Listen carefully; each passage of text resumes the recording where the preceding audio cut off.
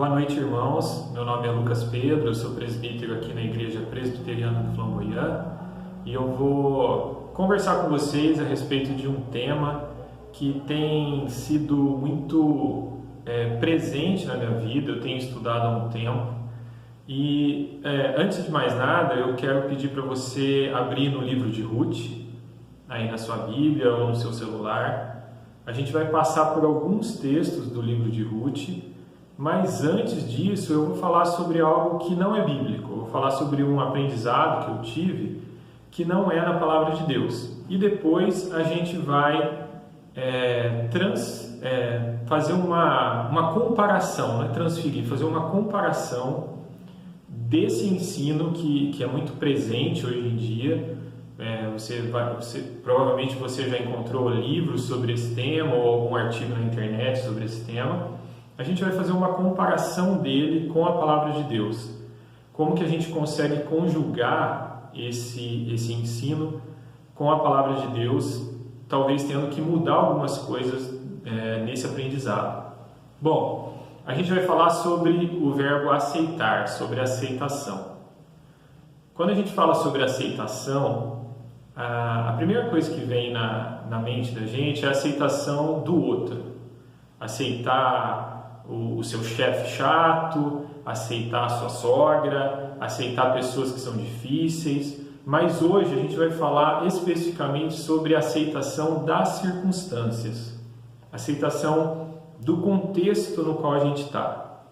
Eu escolhi esse tema porque a gente está num momento difícil, né? Esse momento de pandemia, esse momento de quarentena, de ter que se isolar das pessoas, é uma circunstância difícil. Como que a gente aceita essa situação, essa circunstância? Inclusive, a gente vê que algumas pessoas estão num processo de negação, que é o contrário da aceitação. Um processo no qual você não quer acreditar que a situação é tão ruim, que a realidade é tão ruim. Então, existe esse processo de negação e a gente vai falar hoje sobre o poder da aceitação. Eu acho que alguns de vocês já leram sobre isso. O poder da aceitação é algo que é uma palavra-chave muito falada atualmente. A primeira vez que eu tive contato com esse ensino foi no livro O Poder do Agora, daquele autor Eckhart Tolle, um negócio assim, o nome dele é bem difícil de falar. Basicamente, esse autor, no livro O Poder do Agora, ele fala sobre o poder da aceitação. O que é o poder da aceitação? É a capacidade de você aceitar a circunstância na qual você está. E a partir dessa aceitação da realidade, você parte para a ação. Então não tem a ver com aquela ideia de ser passivo quanto a tudo que está acontecendo. Por exemplo, se você está numa situação difícil, alguém está te incomodando demais, você simplesmente aceitar essa chatice alheia e ficar dessa forma sendo passivo. Não tem a ver com isso. O poder da aceitação tem a ver com você aceitar essa realidade e a partir dessa aceitação, dessa circunstância, você toma medidas para mudar essa realidade. Isso tem sido falado demais. Se você fizer uma pesquisa aí na internet, o poder da aceitação, você vai ver diversos artigos sobre isso. Bom, eu gostei muito desse ensino. É um ensino que vem aí dos livros de autoajuda e tal. É um ensino secular, mas eu gostei bastante. Inclusive, eu fui pesquisar mais a fundo sobre quais são as origens desse ensino da aceitação, e eu descobri com isso o estoicismo. O estoicismo, ele nasceu na Grécia, no século IV. Lá tem vários filósofos ali que seguiram isso. Tem Zenão, tem Epícoro, tem vários que seguiram meio que essa escola, né, da filosofia grega, que é chamada de estoicismo. Quando a gente fala sobre estoicismo, normalmente a pessoa lembra assim dessa palavra meio que pejorativa de falar assim, fulano é um cara estoico, que significa um cara que não liga muito para as coisas materiais e tal. Mas não tem a ver muito com isso. O estoicismo tem a ver com o processo de aceitação. Falando de uma maneira bem tosca, o estoicismo, o estoicista é alguém que entendeu que ele não tem controle sobre nada além da sua própria mente, além da sua própria consciência. O estoicista, ele aceita que ele não tem controle nem mesmo sobre o próprio corpo, porque ele entende que amanhã ele pode estar doente, amanhã ele pode ter uma enfermidade. Então, nem o próprio corpo dele ele tem controle. O que ele tem controle, então? Ele tem controle sobre o que ele pensa sobre essa doença que ele adquiriu. Ele tem controle sobre a sua própria consciência, só. Então, ele pode negar essa doença, ele pode reclamar a respeito disso que aconteceu com ele, com o seu corpo, mas ele pode aceitar e ele pode, a partir dessa aceitação, partir para um processo de estar bem consigo mesmo, mesmo doente. Então, mais ou menos, falando de uma maneira bem simplificada, o estoicismo é isso. O estoicismo está muito na moda, mesmo antes da questão da quarentena e dessa pandemia, porque a gente tem vivido momentos difíceis, momentos econômicos difíceis, momentos políticos difíceis, e ele tem sido, o estoicismo está entrando na moda de novo, principalmente pelos jovens. Os jovens estão buscando alguma forma de viver que dê essa resiliência para conseguir tocar a vida de uma maneira mais forte, assim, falando de uma maneira bem simples. Bom, mas e a Bíblia? O que a Bíblia fala sobre essa questão de aceitação? Como que nós, cristãos, podemos conjugar essa questão de aceitação, que particularmente eu gostei muito, com a palavra de Deus? Vou dar um exemplo simples dessa questão de aceitação e negação. Você chamou um monte de gente na sua casa, é claro que você não está fazendo isso agora, mas antes da pandemia você chamou um monte de gente na sua casa e você deu um almoço assim fantástico para todo mundo. Depois que todos foram embora, você olha para a cozinha, para a sua pia e você vê que tem ali quase que uma guerra mundial aconteceu ali. Você tem assadeira suja, você tem panela suja, você tem prato engordurado, você tem tudo.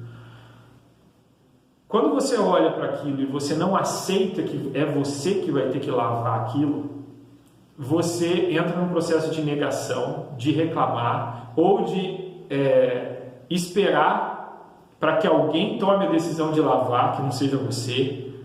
Mas se você aceita que você foi responsável por chamar aquelas pessoas, por fazer aquele almoço e por produzir aquela enorme quantidade de louça ali, então você aceita essa realidade e você parte para a resolução desse problema.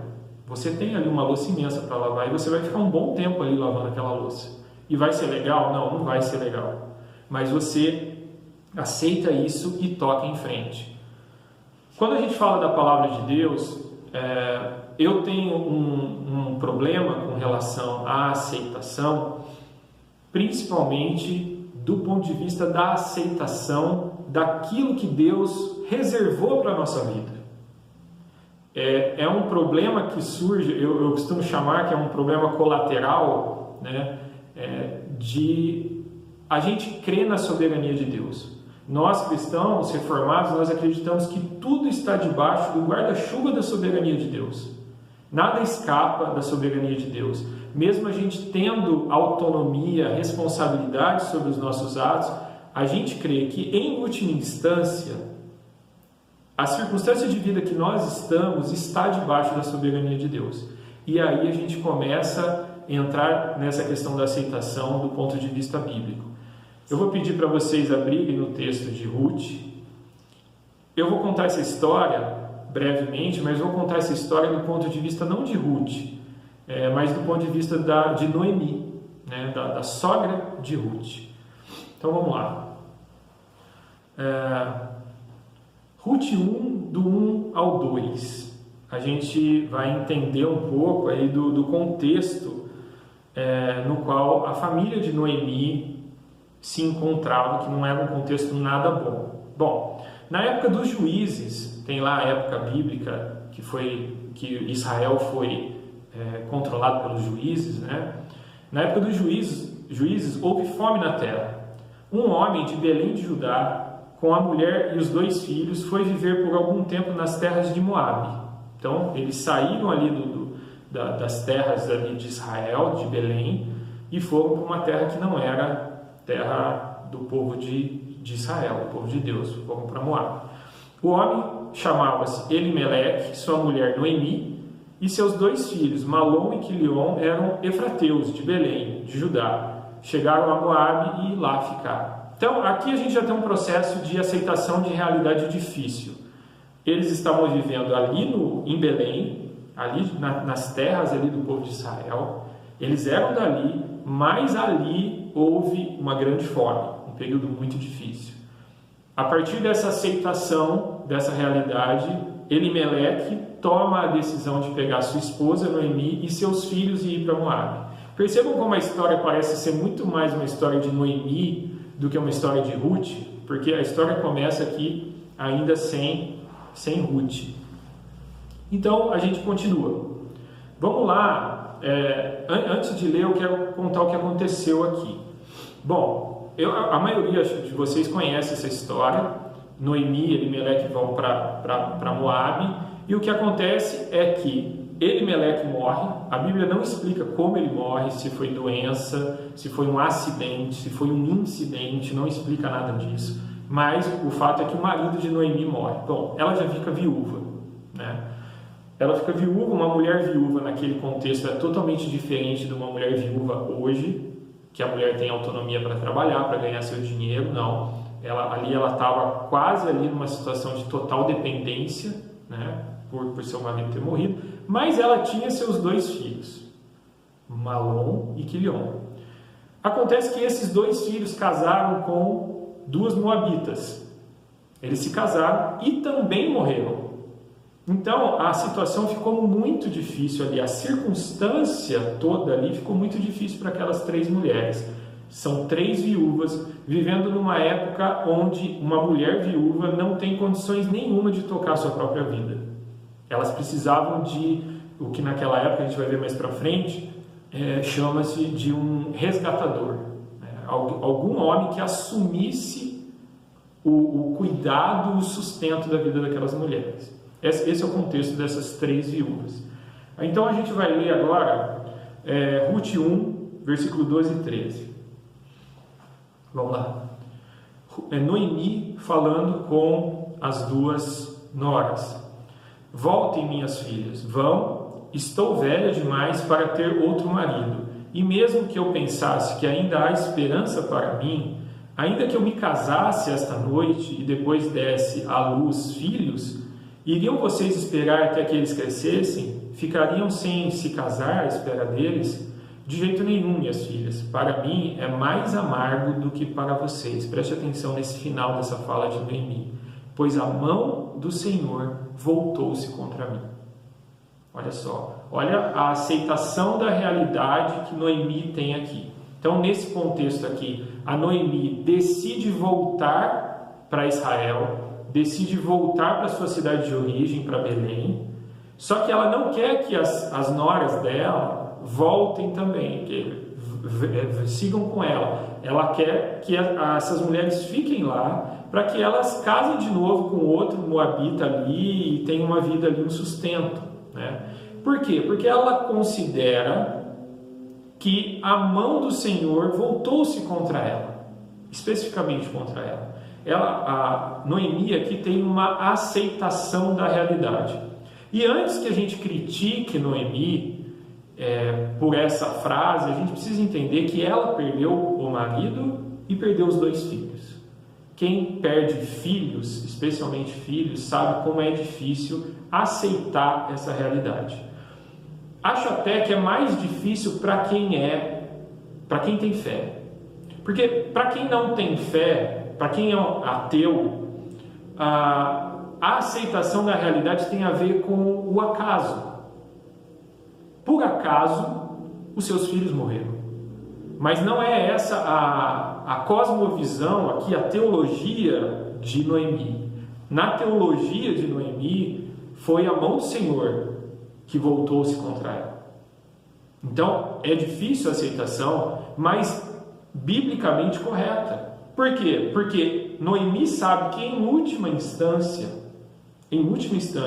mesmo que os seus filhos tenham sido mortos por alguma responsabilidade deles, em última instância, Deus é soberano. E a circunstância na qual Noemi está debaixo do guarda-chuva da soberania de Deus. Olha que forte. Isso é muito tenso, né? Mas é bíblico. Bom, aí a gente tem uma situação de aceitação difícil. Depois disso, vem o texto que é o texto mais usado nos casamentos, né? Que na verdade é o texto pelo qual o livro de Ruth é conhecido. As pessoas basicamente só conhecem esse texto de Ruth, que é Ruth 1, versículos 16 e 17, são palavras lindas, que normalmente o marido fala para... o noivo fala para a noiva no casamento, o noivo fala para a noiva para o noivo, mas, biblicamente falando, no contexto, é uma nora falando para uma sogra. Então, na verdade, se a gente for fazer isso num casamento da maneira certa, a gente teria que fazer a nora falar essas palavras para a sogra no meio do casamento. Eu acho meio difícil isso acontecer. As palavras são as seguintes: Ruth, porém, respondeu: não insistas comigo que te deixe e não mais a acompanhe. Aonde fores, irei. Onde ficares, ficarei. O teu povo será o meu povo e o teu Deus será o meu Deus. Olha aí Ruth assumindo Deus, confessando a sua fé em Jeová. Onde morreres, morrerei, e ali serei sepultado. Que o Senhor me castigue com todo rigor, se outra coisa que não a morte me separar de ti. São palavras maravilhosas que Ruth aí confessa sua fé em Deus, confessa seu amor à sua sogra, confessa o amor a essa família, a esse projeto de família que foi criado ali e que foi também desfacelado ali nesse momento. Bom, continuando. Tem algumas palavras mais para frente, no versículo 19 e 22, se você ver aí, que são mais pesadas ainda no capítulo 1, versículo 19 até o 22. Diz o seguinte: prosseguiam, pois, as duas até Belém, ou seja, Noemi não conseguiu convencer a Ruth de ficar em Moabe. Ali chegando, todo o povoado ficou alvoroçado por causa delas, ou seja, Noemi era conhecida.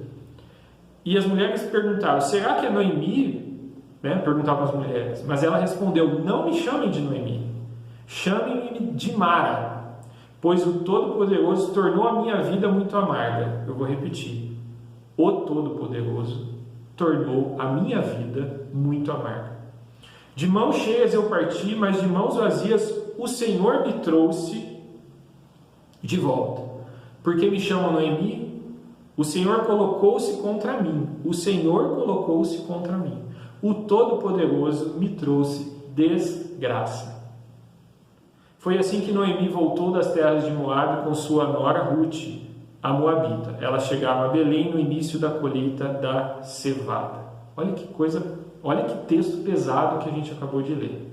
Eu não sei se você já tinha refletido sobre esse texto.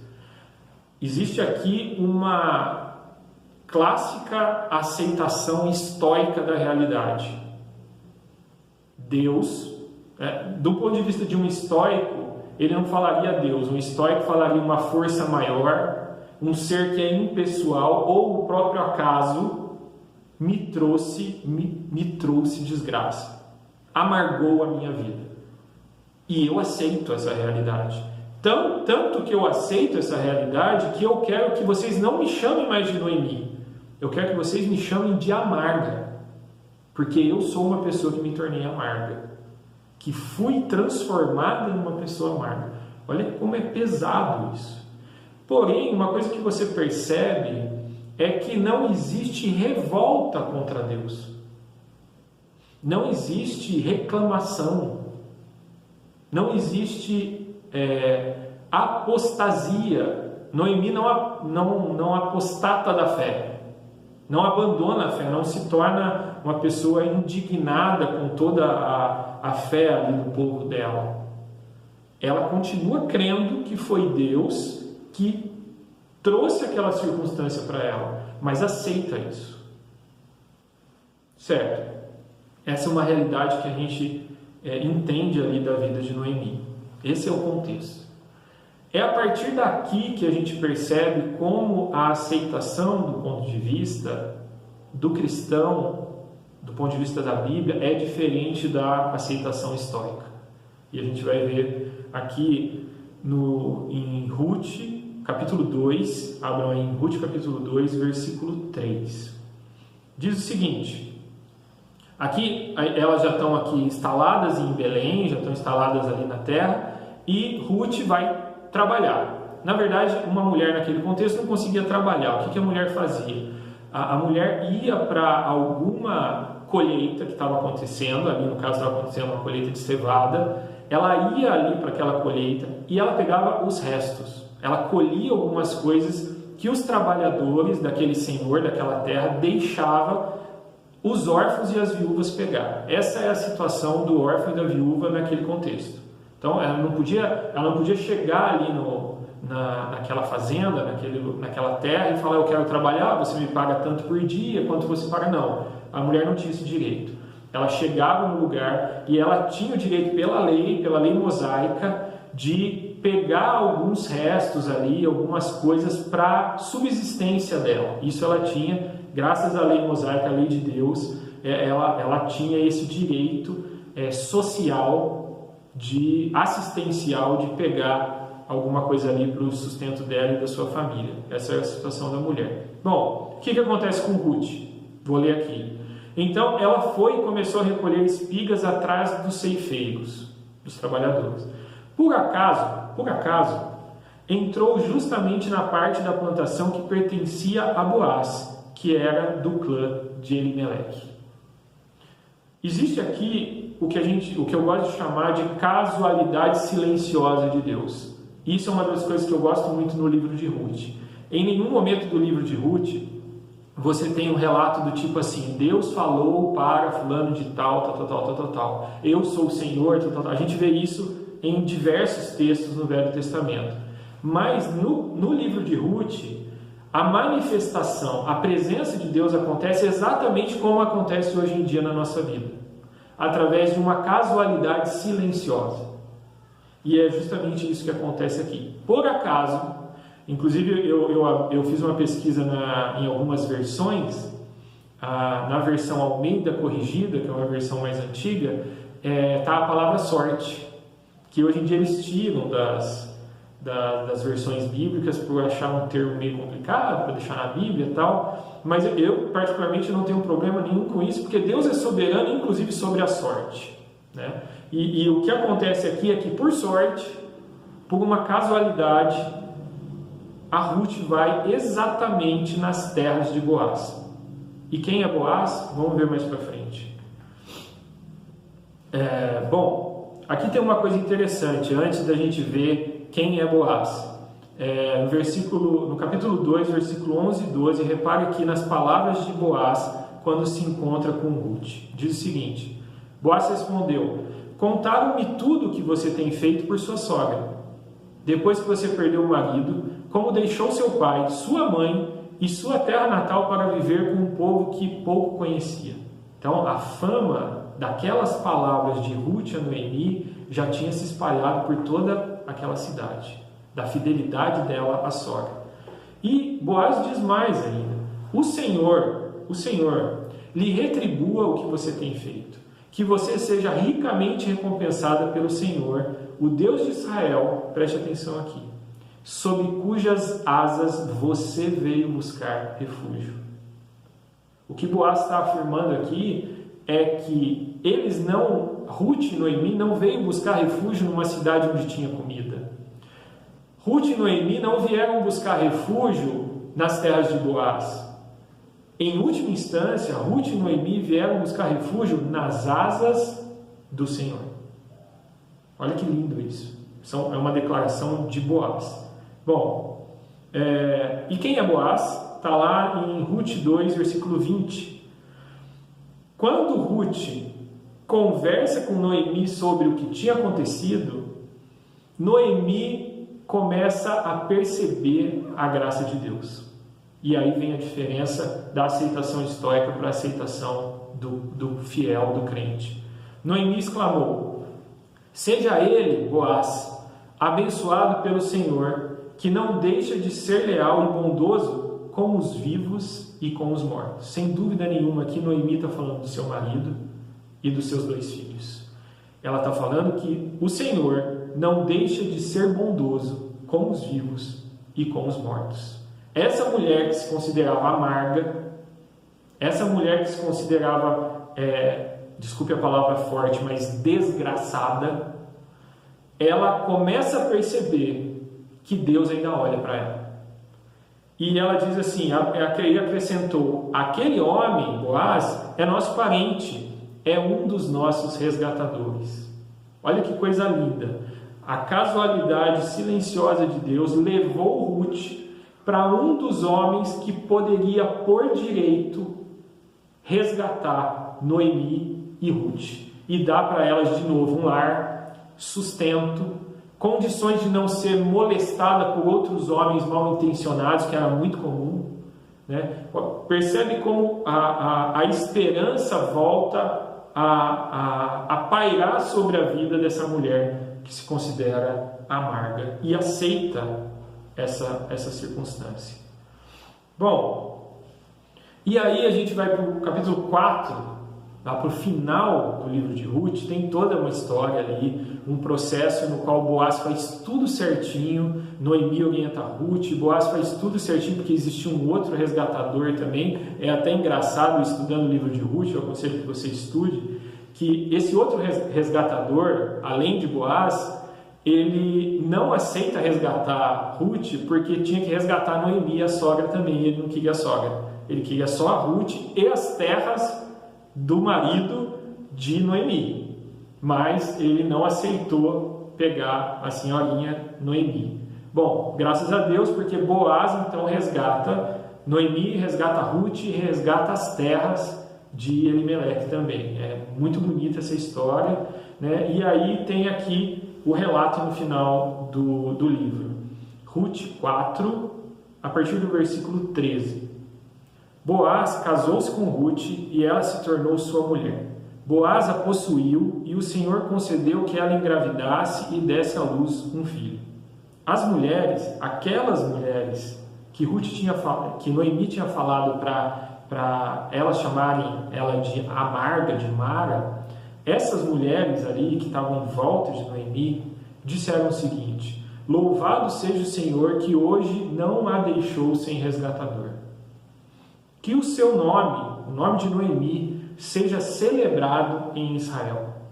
O menino, o neto, lhe dará nova vida e a sustentará na velhice, pois é filho da sua nora, que a ama e que lhe é melhor do que 7 filhos. Perceba que a maior perda que Noemi teve na vida foi, com certeza, a perda dos 2 filhos. Mas o que as mulheres aqui da cidade estão falando é que essa nora ama tanto ela que vale mais do que 7 filhos.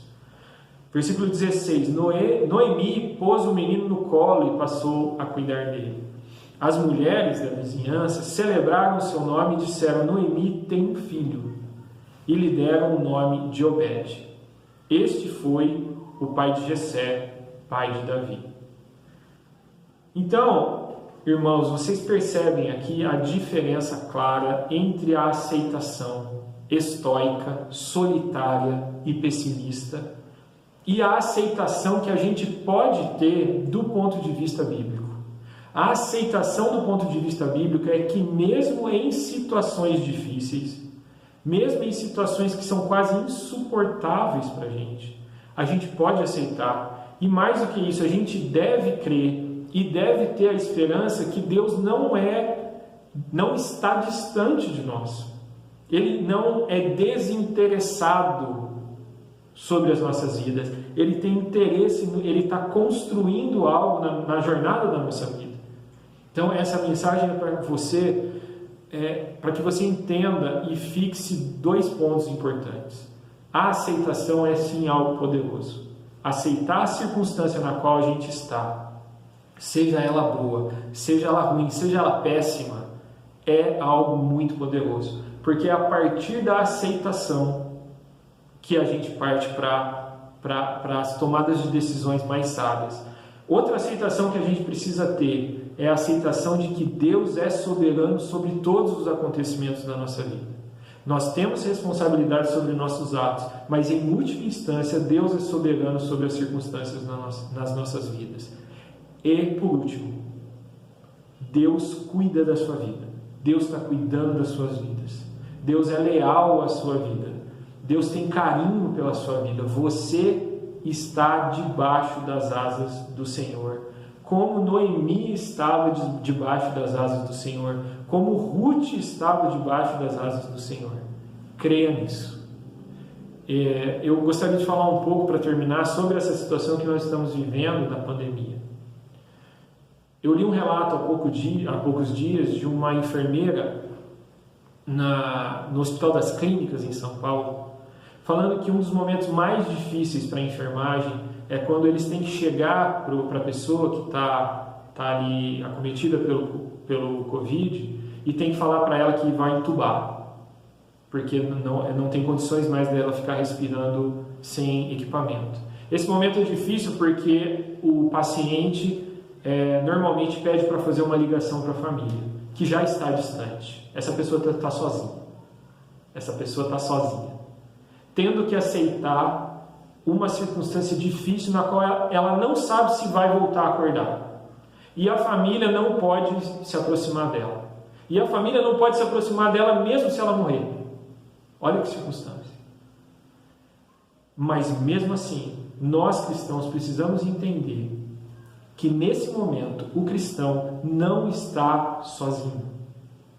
Ele pode aceitar essa realidade e ele pode descansar sabendo que ele está debaixo das asas do Senhor. Eu peço que você reflita sobre isso e que você desperte em você essa esperança, esse conforto de estar debaixo das asas do Senhor. Eu vou fazer uma oração para a gente terminar. Senhor Deus, muito obrigado pela Tua Palavra. Muito obrigado porque o Senhor nos ensina com a Tua Palavra, Senhor. Muitas vezes, Senhor, a gente perde a esperança. Muitas vezes a gente tem dúvidas com relação ao quanto o Senhor é presente em nossas vidas, ao quanto o Senhor se importa com as nossas vidas e com toda a situação, a circunstância que nós estamos vivendo nesse mundo, Senhor.